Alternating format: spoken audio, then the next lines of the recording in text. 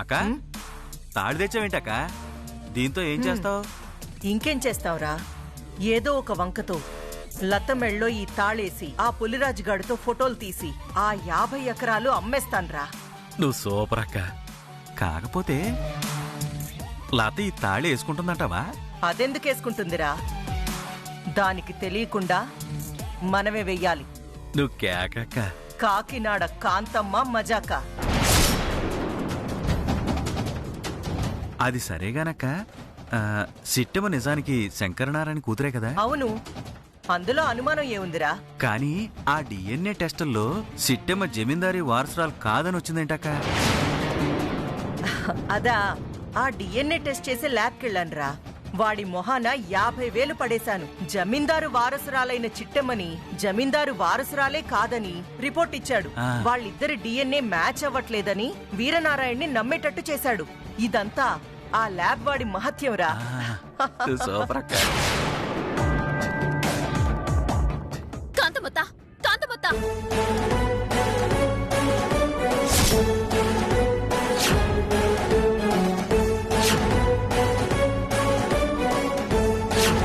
ఓరి భగవంతుడా, చిట్టమ్మే జమీందారు వారసురాలని, నేను డిఎన్ఏ టెస్ట్ ద్వారా మోసం చేశానని నేను చెప్పిన మాటలన్నీ చిట్టమ్మ వినేసిందా? నువ్వింత నమ్మక ద్రోహం చేస్తావని, నన్నింత మోసం చేస్తావని నేను కళ్ళ కూడా అనుకోలేదు కాంతమ్మ.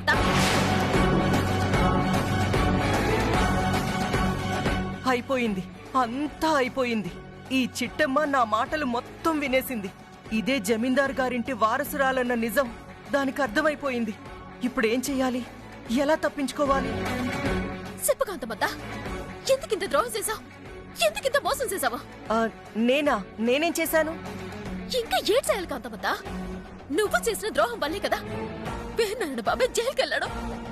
అక్క, సిట్టెమ్మకు మొత్తం తెలిసిపోయినట్టుందక్క. నువ్వు నోర్మీరా. చిట్టమ్మ, వీరనారాయణ జైలుకెళ్ళడానికి కారణం నేనేంటి? నువ్వు జమీందారు వారసురాలువని చెప్పాడు. అది అబద్ధమని తెలుసుకుని ట్రస్ట్ వాళ్ళు కేసు పెట్టారు. ఇందులో నేను చేసిందే ఉంది. అదే అత్త, ఆ ట్రస్ట్ వాళ్ళకి అనుమానం వచ్చేలా చేసింది నువ్వే కదా.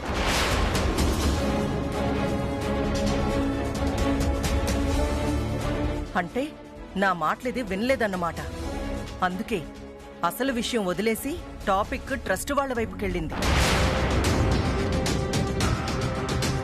ఇందులో నేను చేసిందే ఉంది? మీ బాబాయ్ అబద్ధం చెప్పాడు, ట్రస్ట్ వాళ్ళు ఇరికించారు. ఏమన్నా అడగాలనుకుంటే ట్రస్ట్ వాళ్ళని అడుగు, బెయిల్ ఇవ్వాలనుకుంటే మీ బాబాయ్ని అడుగు. మధ్యలో నన్నెందుకు లాగుతున్నావు? చూడు కాంతమ్మ, అమ్మా అనియా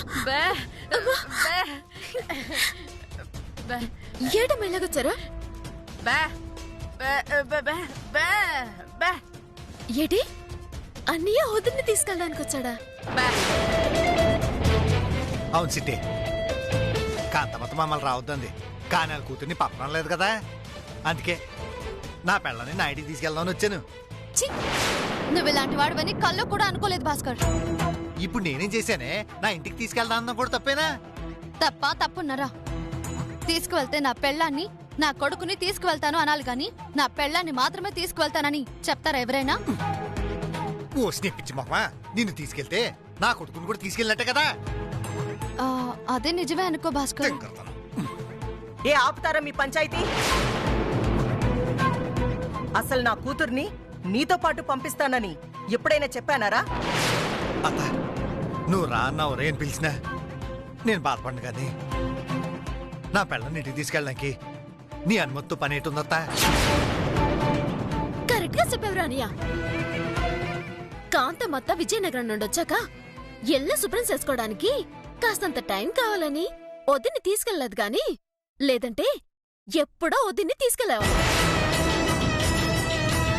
అయినా పెళ్ళ మొగుడు దగ్గర కాకపోతే ఇంకెక్కడ ఉంటుంది కాంతమత్త? అవునమ్మా, శ్రీమంతం చేసే సమయానికి మన ఇంటికి తీసుకుని రావచ్చు. అప్పటిదాకా అక్క వాళ్ళ ఇంట్లో ఉండడమే కరెక్ట్. ఏంట్రా కరెక్టు? మీ అందరికి మతికాని పోయిందా? ఇప్పుడు నా కూతురు అల్లుడు కలిసున్నారా కాపురానికి పంపించడానికి? ఏంటి మాట్లాడుతున్నావు కాంతమత్త? ఇదిగో సిటే, కాంతమత్త ఉద్దేశం ఏంటో నీకింకా అర్థం కాలేదేటే? ఆవిడ దృష్టిలో మా ఇద్దరికి ఎప్పుడు ఇడాకులు అయిపోయాయి. అందుకే నా కూతుర్ని కాపురానికి పంపను రా అంటుంది. అంతే కదా కాంతమత్త? అబ్బా, పాలమ్ముకునే వాడివైనా పర్ఫెక్ట్ గా అర్థం చేసుకున్నావు. జీవితంలో నా కూతురు నీ మొహం చూడదు. వచ్చిందాన్నే వెళ్ళొచ్చు.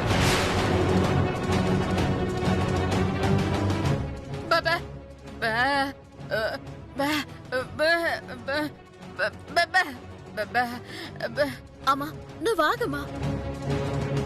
తప్పత్తా, వదిలి నీళ్ళోసుకొనుంది. ఈ సమయంలో భర్త పక్కనుంటే చాలా సంతోషంగా ఉంటుంది.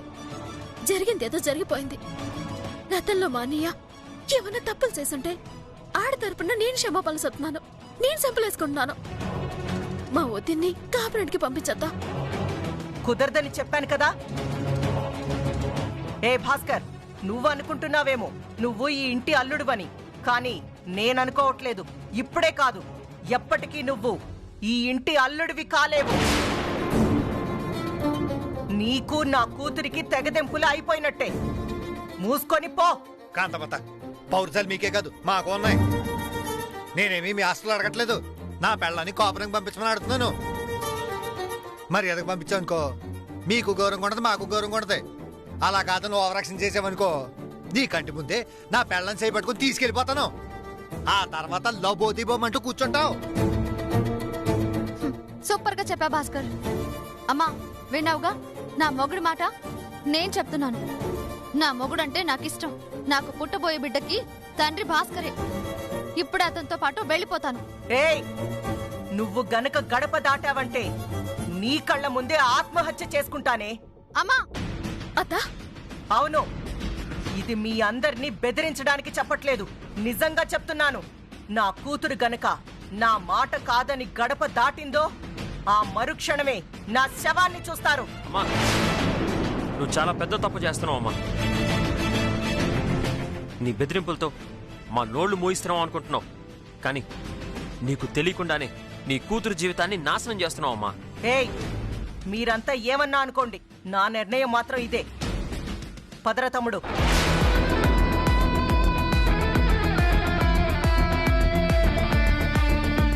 చిట్టమ్మా, ఇప్పుడేం చేద్దాం?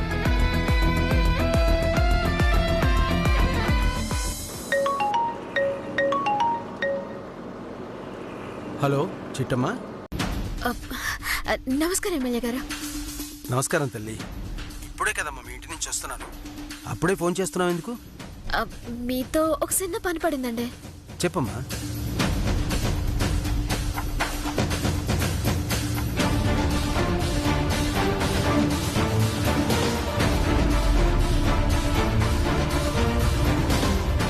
ఓహో అలాగా.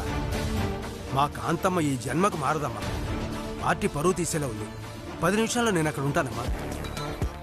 చాలా సంతోషం ఎమ్మెల్యే గారు. బేగారండి. అలాగేనమ్మా, నేను వచ్చేస్తున్నాను. వచ్చేద్దారా? డ్రైవర్, కాంతమ్మ ఇంటికి వెళ్ళు.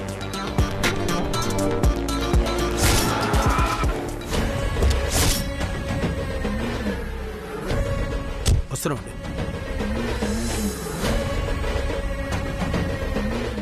నమస్కారం. నమస్కారం. రండి, కూర్చోండి. థ్యాంక్స్ అమ్మా. ఎక్కడ మీ అత్త? లోపల ఉంది సార్. సర్లే, నేనే పిలుస్తాను. కాంతమ్మా, కాంతమ్మా, కాంతమ్మా. వస్తున్నాను ఎమ్మెల్యే గారు. నమస్కారం సార్. నమస్తే అమ్మా. ఇంతకు ముందే కదా వెళ్ళారు, అప్పుడే వచ్చారేంటి? నువ్వు చేసే దానాలు ధర్మాల గురించి తెలుసుకుని సన్మానం చేద్దామని వచ్చాను కాంతమ్మా. పోండి సార్, మీకు తెలుసు కదా నాకిలాంటి సన్మానాలంటే ఇష్టం ఉండదని. ఏదన్నా చెయ్యాలనుకుంటే మన పార్టీ ఆఫీస్కి పిలిచి అక్కడ సన్మానం చేయండి. ఇక్కడ మాత్రం వద్దండి, బాగుండదు. సాల్లే, నేనేదో మాట వరుస కంటే దాన్ని సీరియస్ గా తీసుకుంటున్నావా? అసలు ఆడపిల్ల జీవితం అంటే నువ్వేమనుకుంటున్నావు?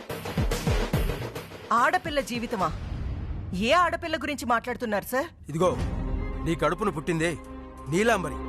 ఆ ఆడపిల్ల గురించే మాట్లాడుతున్నాను. దానికేమైంది సార్? మహారాణిలాగా బతుకుతుంది. చాలమ్మా. ఏమాయ్ భాస్కర్, ఇలారా. అయ్ చెప్పండి. ఇతను మీ అల్లుడే కదా?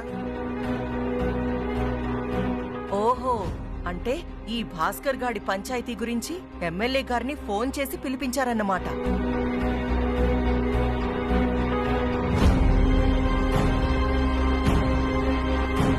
అవును సార్, గతంలో వాడు నా అల్లుడే కాని ఇప్పుడు కాదు. ఏంటి మాట్లాడుతున్నావు కాంతమత్త? మా అన్నయ్యకిన్న వదినకి కోట ఏమైనా విడాకులు ఇచ్చిందా? ఇంకా ఇవ్వలేదు.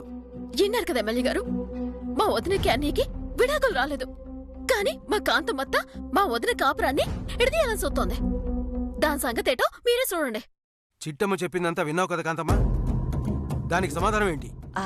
సమాధానం అంటే అది సార్,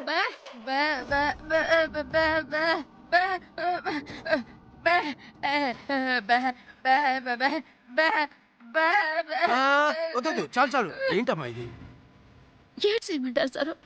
మేమేమో పేదోళ్ళం. కాంతమ్మత్త అలాంటి డబ్బుండాల ముందు తలొచ్చడం తప్ప ఏమీ చేయలేని అభాగ్యలో. అందుకే కొడుకు కాపురం కోసం నికాళ్ళు అట్టుకుంటుంది.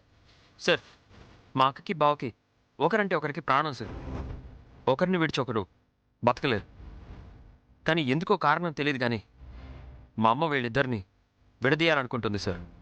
మీరే ఎలాగైనా కలపాలి సార్. నోరు ముయిరా పిచ్చదవా. అయ్యా ఎమ్మెల్యే గారు, మా అల్లుడున్నాడే, అదే ఈ భాస్కర్ గాడు విజయనగరం వెళ్ళినప్పుడు నా కూతురు శీలాన్ని శంకించాడండి. దాని కడుపులో పెరుగుతున్న బిడ్డకి వాడు తండ్రే కాదని దాని శీలాన్ని అవమానించాడండి. అలాంటి వెధవతో నా కూతుర్ని తిరిగి కాపురానికి ఎలా పంపించమంటారండి? చూడు కాంతమ్మ, గతంలో ఏం జరిగిందో నాకు తెలియదు కానీ ప్రస్తుతం భాస్కరమూర్తి నా భార్య నాకు కావాలని అడుగుతున్నాడు.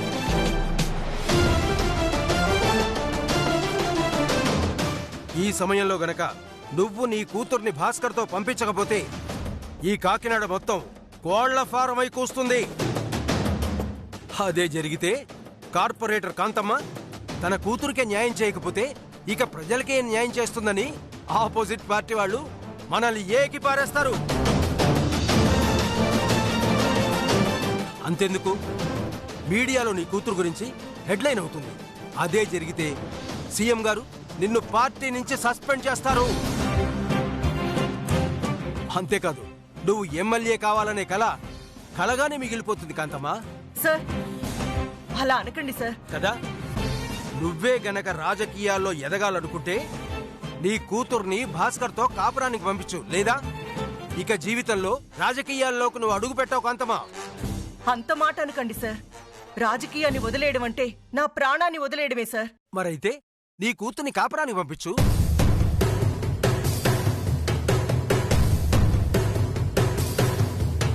ఏమే చిట్టెమ్మా, ఎంతో ప్లాన్డ్గా ఎమ్మెల్యేని పిలిపించి నా కూతుర్ని కాపురానికి పంపించాలని చూస్తావా?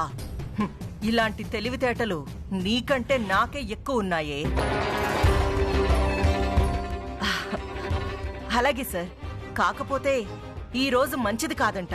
నక్షత్రం తిథి బాగాలేదంట.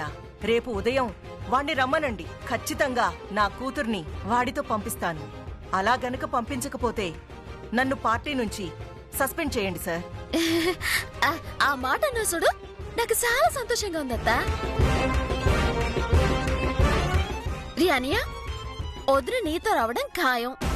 రేపు ఉదయం వచ్చేసి వదిన్ని అటుకెళ్ళిపోరా.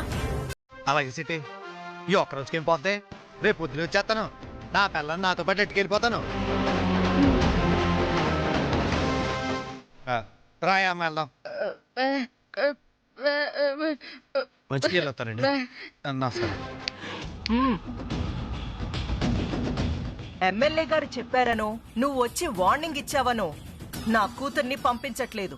నా కూతురు నిన్ను ఇష్టపడింది కాబట్టి పంపిస్తున్నాను. అయితే ఒక కండిషన్. రేపు గనక నువ్వు వచ్చావా నా కూతుర్ని పంపిస్తాను. పొరపాటున గనక నువ్వు రాలేదా ఇక జీవితంలో నా కూతుర్ని నీతో పంపించను. అది మాత్రం కన్ఫర్మ్.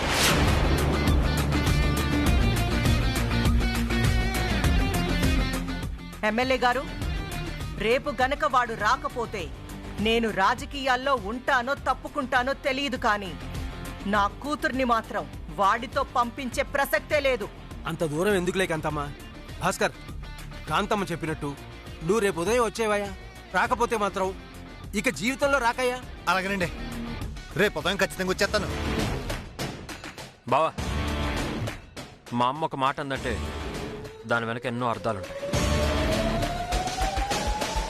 ఇప్పుడు పంపించకుండా రేపు ఉదయం దాకా వాయిదా వేసిందంటే నువ్వు చాలా జాగ్రత్తగా ఉండాలి బావా. రేపు నువ్వు ఖచ్చితంగా వచ్చి తీరాలి.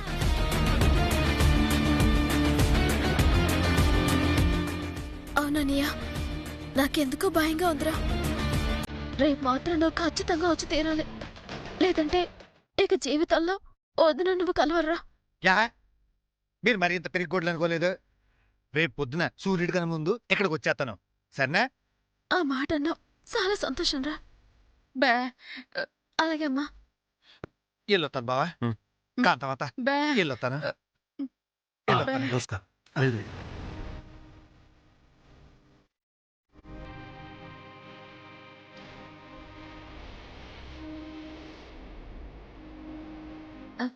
ఎమ్మెల్యే గారు, చాలా సంతోషం. మా అన్ని కాపురాన్ని మీరే నిలబెట్టారు. దాందే ఉందిలే చిట్టమ్మా, మేము ఉన్నది ప్రజలకు సేవ చేయడానికమ్మా. వస్తాను కాంతమ్మా. అలాగే సార్. వస్తాను చిట్టమ్మా, వస్తానమ్మా.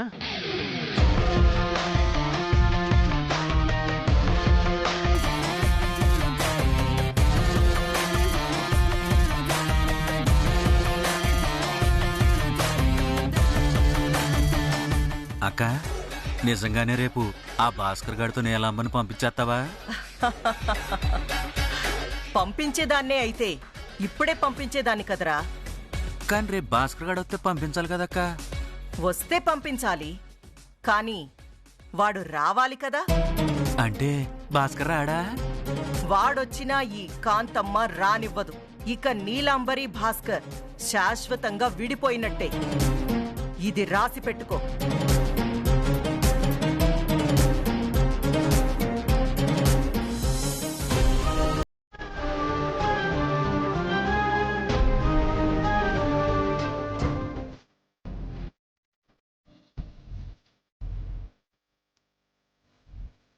అమ్మయ్య, రేపటితో మా అక్క బావ కలిసిపోతున్నారు. ఏం చెక్క మా అక్క అత్తారింటికి కూడా వెళ్ళబోతుంది. అవును బావా, ఆ విజయనగరం ఏమంటే వెళ్ళామో అక్కడి నుంచి గొడవలు మొదలయ్యాయి. మా అన్ని వదిళ్ళు దూరం అయ్యారు. ఎమ్మెల్యే గారి పుణ్యమా అని రేపిద్దరూ ఒకటవబోతున్నారు. నాకు చాలా సంతోషంగా ఉంది బావా.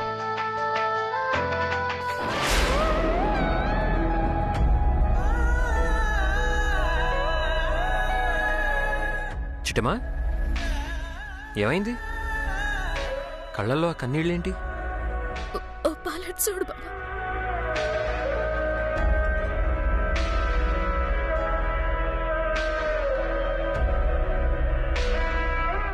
జమీందారి పుట్టుక పుట్టి అష్టైశ్వర్యాలలో పెరగాల్సిన నా సల్లి ఎలా మన ఇంట్లో ఎలా పని మనిషి కంటే హీనంగా బతుకుతుందో చూడు. లతనట్టా చూస్తుంటే నా కడుపు తరుక్కుపోతుంది బావా. పాపం, ఏ జన్మలో ఏ పాపం చేసిందో, ఎవరి శాపం తగిలిందో తెలియదు కానీ జమీందారింట్లో అల్లారు ముద్దుగా పెరగాల్సిన లతని ఇలా పని మనిషిగా చూడాల్సి వచ్చినందుకు చాలా బాధగా ఉంది చిట్టమ్మ. నేను తట్టుకోలేకపోతున్నాను బావా. ఈ బాధని భరించలేకపోతున్నాను. ఇప్పుడే వెళ్ళి మీ అమ్మతో గొడవ ఆడాలనుంది, కానీ ఏడ్సొద్దాం. లేకపోతే జమీందారు గారి చిన్న కూతురన్న విషయం మనకు కూడా తెలిసిపోయింది అంటే వేరు నాన్న బాబాయ్ వచ్చేలోపు తనకి ఎలాంటి ప్రమాదమైనా జరగచ్చు. అందుకే నా కంటితో ఈ ఘోరాలన్నీ చూసినా కూడా మౌనంగా ఉండాల్సి వస్తుంది. మౌనంగా ఉండాల్సిన అవసరం లేదు చిట్టమ్మ. లత నీ కష్టాల నుంచి బయటపడేయాలంటే ఒకటే ఒక మార్గం ఉంది. ఏడు బావాదే? మా అమ్మని మార్చాలి. లతని ఇలా కష్టపెట్టకుండా ఉండాలి. తనని సొంత మనిషిలా చూసుకోవాలి. అప్పుడే లత ఈ ప్రాబ్లం నుంచి బయటపడుతుంది. కానీ మన మాట కాంతమ్మ తింటుందంటావా? ఏ, ఎందుకు వెళ్ళదు? ముందెళ్ళి లత నీ పనులన్నీ ఆపేయమని చెప్తాం.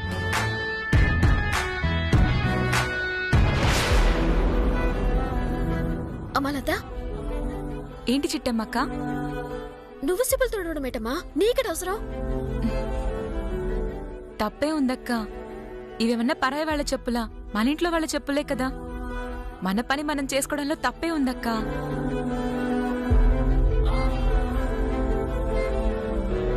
సలే, నీకెలా చెప్పాలో అర్థం కావట్లేదు. నువ్వు పుట్టిన వంశమేటి, నువ్వు చేసిన పనులేటి. మీ నాన్నగారున్నప్పుడు ఊరి జనాలంతా వచ్చి ఆయన కాళ్ళు మొక్కేవారట. అలాంటిది నువ్వు మా కాళ్ళకి తడుక్కుని చెప్పులు పట్టుకుంటావా? లేదు, నువ్వు ఇలాంటి పనులు చేయడానికి వెళ్ళలేదు. తప్పే ఉందక్క. కాంతమ్మ గారు ఈ పనులన్నీ చేయమని చెప్పారు. ఆవిడ మాట నేనెలా కాదనగలను?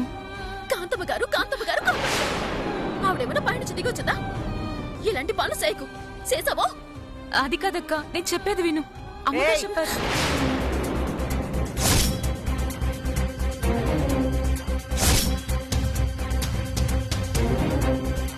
అదేమన్నా దొంగతనం చేస్తుందా, దోపిడీ చేస్తుందా, మర్డర్ చేస్తుందా, మారణకాండ చేస్తుందా?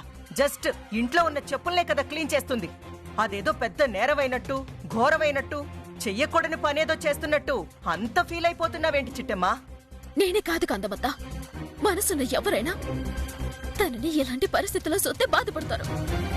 అయినా లతకి ఇలాంటి పనులు చెప్పడానికి నీకు మనసులా వచ్చింది కాంతమ్మత్త? అవునమ్మా, ఇన్నాళ్లుగా తనని పని మనిషిగా చూసింది చాలు. ఇక నుంచైనా తనను మనిషిలా చూడు. ఏంటి వీళ్ళిద్దరూ కొత్తగా మాట్లాడుతున్నారు? కొంపదీసి ఈ లత శంకరనారాయణ కూతురే అన్న విషయం వీళ్ళకు కూడా తెలిసిపోయిందా ఏంటి? అమ్మగారు, మీరు చెప్పిన పని నేను పూర్తి చేస్తాను అమ్మగారు. అక్క, బావా, మీరు వెళ్ళండి. నా పనేదో నేను చూసుకుంటాను. నువ్వాగు కాంతమ్మత్త. ఈ రోజు నుంచి లతకి ఇలాంటి పనికి మళ్ళా పనులు చెప్పావంటే బాగోదు చెప్తున్నా. హా? ఏం చేస్తావ్? దాన్ని చిన్నప్పటి నుంచి సాకింది నేను, పెద్ద చేసింది నేను, ఇప్పటికీ పోషిస్తుంది నేనే. అలాంటప్పుడు పని నేను చెప్పకపోతే ఇంకెవరు చెప్తారు?